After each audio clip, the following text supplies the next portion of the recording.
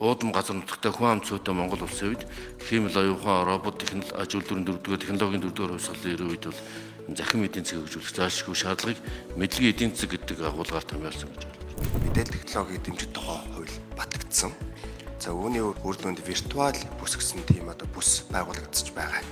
За виртуал бүсийг дамжуулах хоёр журам нь сая засгийн газраар 9 сард батлагдсан. Энэ тодорхой хэмжээний захин эдийн засгийг тэлнэ гэж харж байгаа. За олон улсын жишгийг харахад бол виртуал зон бий болсноор захин эдийн засгийн нэлээд томоор дэлдэг юм байна. Жишээлбэл Молдов улс бол 2017 онд виртуал зонтой адилхан тийм хууль батлагдсан. Тухайн үед бол захин эдийн засаг нь 212 сая доллар байсан. 22 он 5 жилийн дараа гэхэд 677 сая доллар болсон. Гүрж улс мөн адилхан.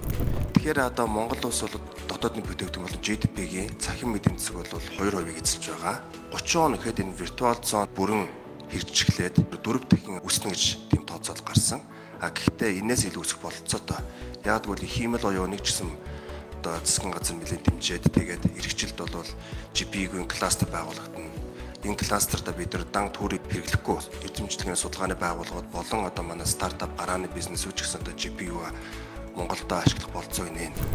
Засгийн газрын хиймэл оюуны бэлэн байдлын индексийг 42.36 байгааг 30 он 65 төгрөгнэ.